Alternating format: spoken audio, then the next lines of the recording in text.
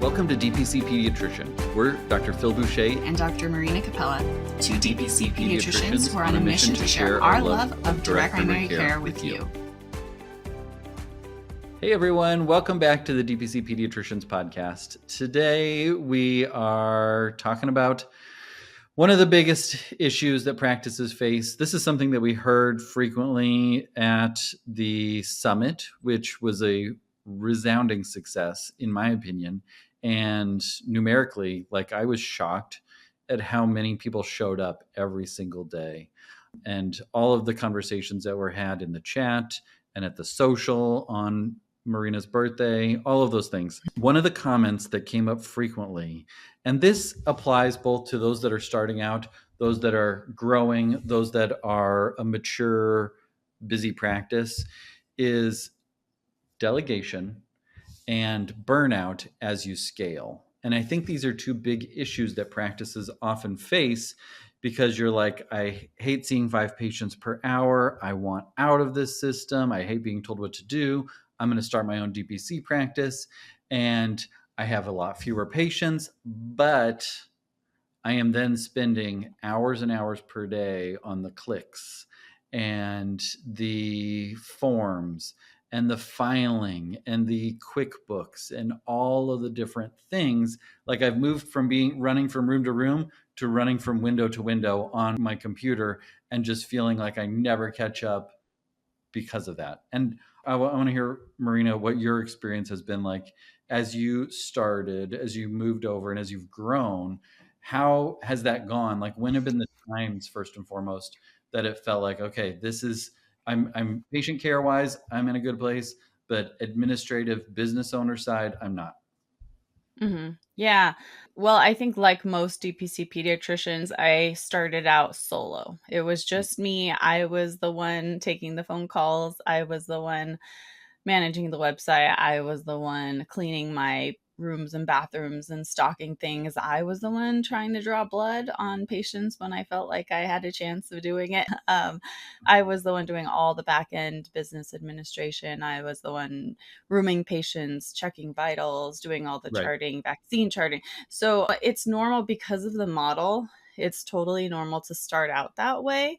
I know for you, you started out with employees, but that I think is a bit of an outlier. Most of us do start out just solo because we want to be very lean. We want to be responsible with our limited startup funds. We want to wait until we actually have some income before we start spending more money on help. And that's definitely how I started.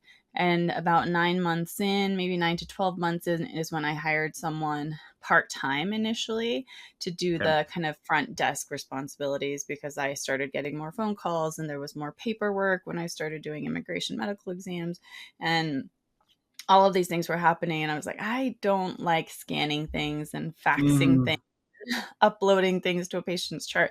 This is not a good use of my time and my level of training and expertise. So how about I hire someone to offload some of those things that I don't particularly like doing? And as my time started to feel more scarce and more scarce, that's when hiring even more employees became important. Now, most DPC pediatricians are not going to be hiring a big staff. Most people are going to be hiring one virtual assistant for something like 20 hours a week, 10 to 20, depending how big you are, or maybe one person who's a medical assistant who also doubles with some administrative duties.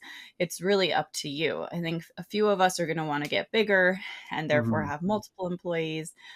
But I think you have to ask yourself, what don't I like doing? And all of those little administrative tasks, is it worth my time, right? When you could be spending more time with your kids, when you could be spending more time on the patient care side and doing the things that you truly enjoy, at what point can you start to delegate more responsibilities?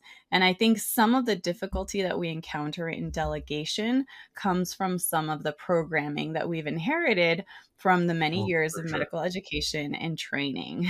What do you think we kind of come away from that training with that maybe is not so healthy when it comes to learning to delegate? I mean, I think everybody remembers going on rounds and when you're in residency and the attending is pimping the nurse on why was this medicine given at 4:47 and not 5 o'clock like I ordered? Or why Mhm. did this lab not get drawn until 7 when I ordered it at 6? And we get this feeling that everybody else makes mistakes. Nobody's going to do it just right enough. Mhm. And if I want to make sure my patient gets their x ray done on time, I am the resident that's going to push them down to radiology. And we're like Mhm. bred for everybody else makes mistakes, and I can't trust anyone else to get it right perfectly. Mhm. And that's also part of the you can't get a 97%. Why didn't you get 100% on this test? And how did you miss Yeah. that? And it's all these little things that you're just, Mhm. there's the, you keep getting the gold stars because you keep doing everything perfect. And to suggest that something be done less than perfect or to trust somebody else to do it maybe perfect, but also maybe just well enough is really hard for perfectionist pediatrician people to Mhm. do. And so, Yeah. yeah, this form could get filed. It might get filed tomorrow and not today. No big deal. Right. They might do the windows on Tuesdays and sweep the floor on Thursdays, which I wouldn't do if I was in charge, but I also don't give that much of a care to it of the order of operations of all of those sorts of things. Mhm. It's hard to delegate and to trust, and it takes a lot of practice of delegating. Like it's a skill that you have to learn and then practice, especially if you come from the perfectionist background that almost all physicians come from. Is it's Mhm. got to be perfect and it's got to be 100%. And so I think that's Yeah. what makes it hard to delegate, especially when you're starting off and aren't sure if it's going to work out. And maybe you've delegated in the past and somebody let you down, because of course Mhm. you're delegating to other humans who are Yeah. going to let you down from time to time. And then it's, well, Right. I can't trust somebody else versus I can trust them. I need to give them better instructions. Mhm. Yeah. I agree. And I think the field of medicine tends to attract people who are on the perfectionistic type A personality end of things. Right. And that in many Which ways, is it's our great. strength. Yeah. Yeah. In many ways, that's what got us through our medical education and our training.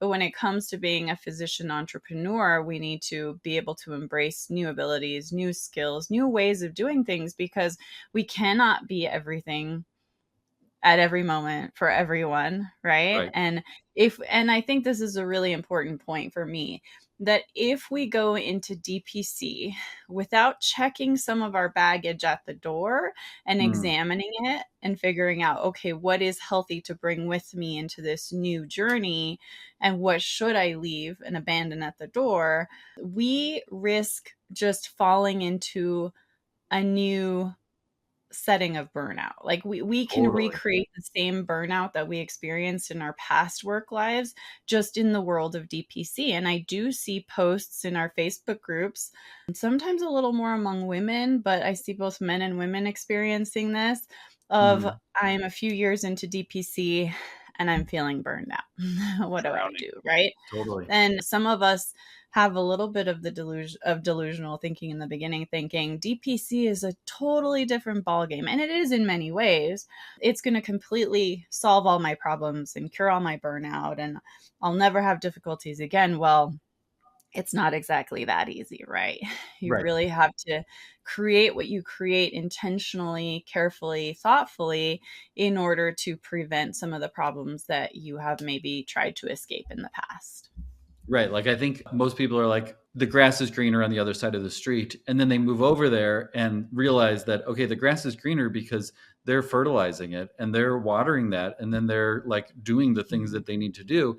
Yes, it is. But if you just jump into it and you say, well, I can just do everything myself and I don't need any help, that works for the first 50 patients.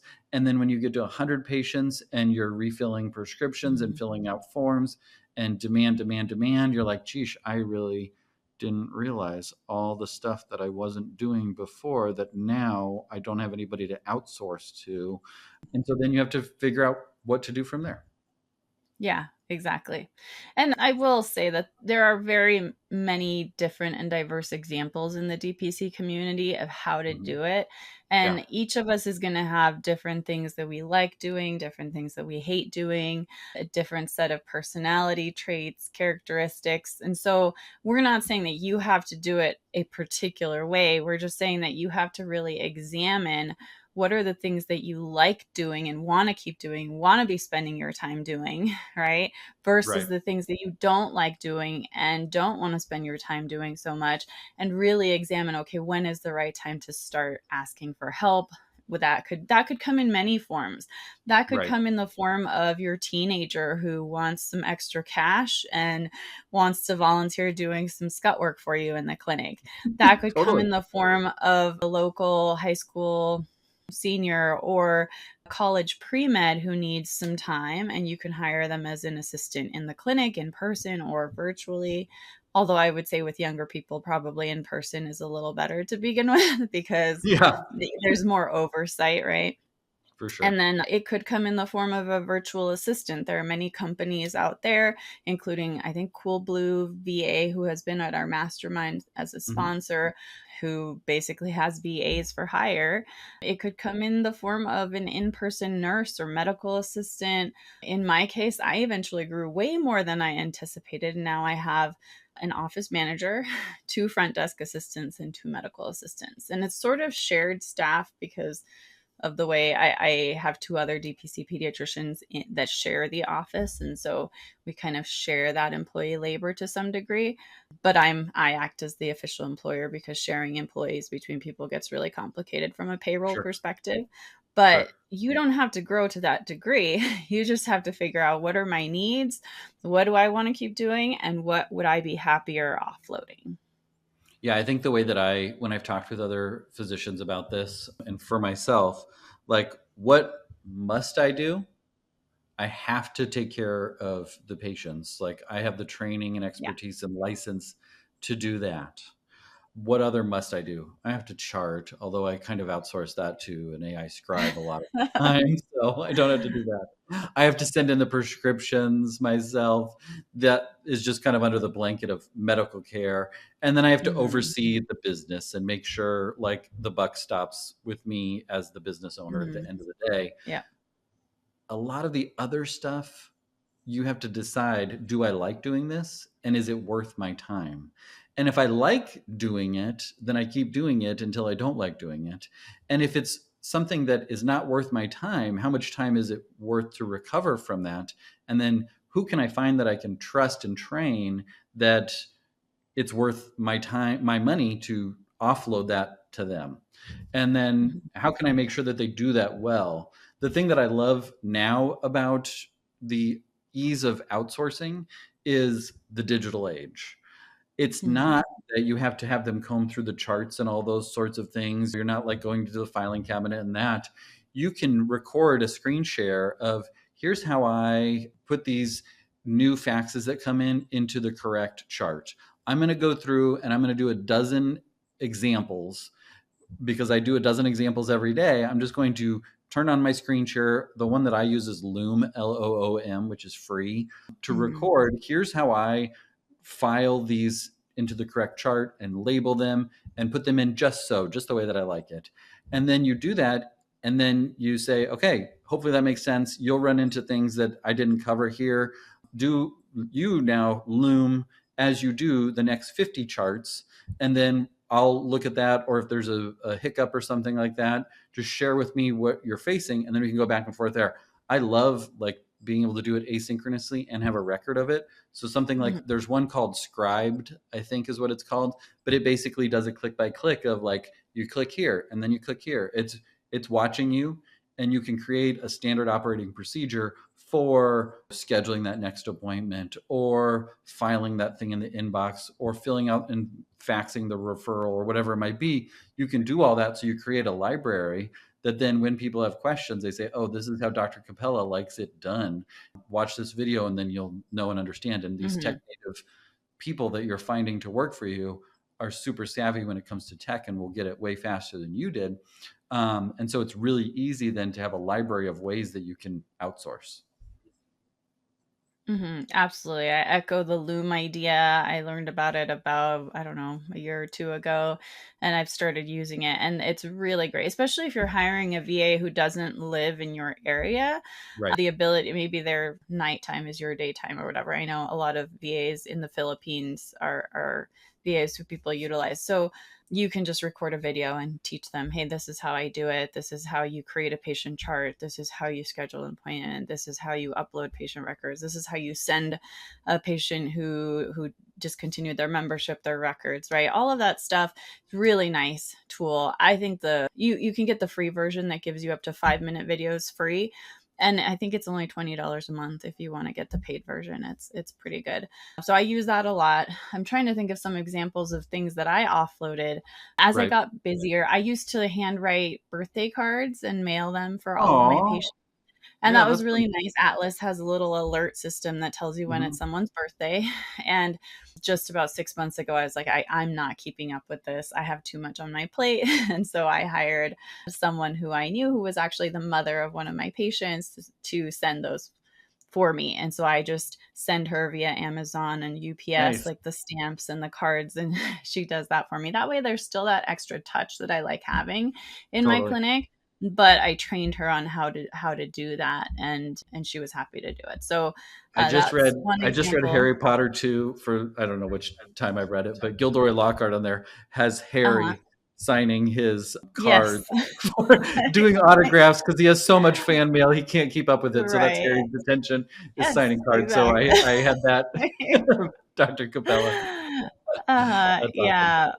And other examples, actually, my clinic partner and friend, she who shares the building with me, she was falling really behind on some of her notes, and Hmm. there was a med student who had rotated with us and done a rotation many months ago, and she had reached out to me saying, hey, I could really use some extra cash. Do you have anything that I could do around your office or virtually? And so Margie said, hey, you could really help me, and you have the skill set because you're a fourth year medical Right. student now. You can help me catch up on all of these notes, right? And that ended up working beautifully. She was able to offload something that it was becoming like the pile of work was becoming so large that it was easy to just get, what's it called, paralysis at the thought of needing Totally. to do it, right? Yep. And I think all of us can experience that if something really builds up to a point where it just seems insurmountable. Okay, if Hmm. you're starting to get that feeling, you have to hire help. Please help yourself and hire help, right? I think that's a really good sign that it's time. And I think there's a lot of different avenues where, especially as a business owner, you can find things that people can do for you. Even if you're like, well, I only need like 2 hours per week at this point.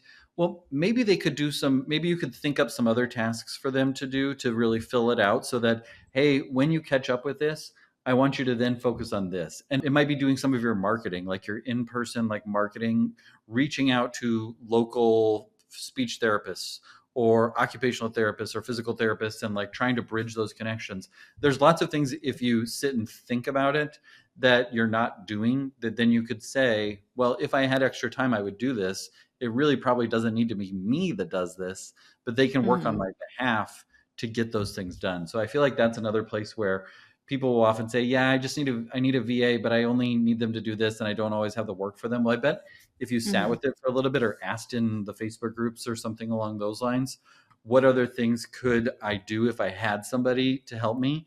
And you might even use them to help with some of your own like personal scheduling of appointments or things along those lines. Like I think Mhm. that, and every business that has somebody that has the training and the income level of a physician, all of those people have executive assistants that Mhm. do the executive assistanting work, which Yep. sometimes is the documents, but it's also sometimes like booking the flights or booking the massage or whatever it might be that you're doing. Like there's people that you can pay to do those things for you. And especially if Mhm. it's a business expense and they're also doing those other things, like, I mean, that's a great way to make your life better while focusing in on the most important things of patient care, taking care of your family, taking care of yourself, all those things that are actually very limited time that you have to focus on those. Yeah, absolutely. Yeah. And I'll add just maybe one more. thing, one little warning that often when it comes to enlisting help and training someone to do the things that you need help with, there is a bit of a painful period before it gets better because Total. sometimes it's like you're still having to do the thing and you're having to train someone to do the thing and you're having to tolerate some mistakes because there's no perfect person on earth who's not going to make any mistakes. So just a little bit of a warning because this has For happened sure. literally with every new hire, with every person that I've had to train in anything.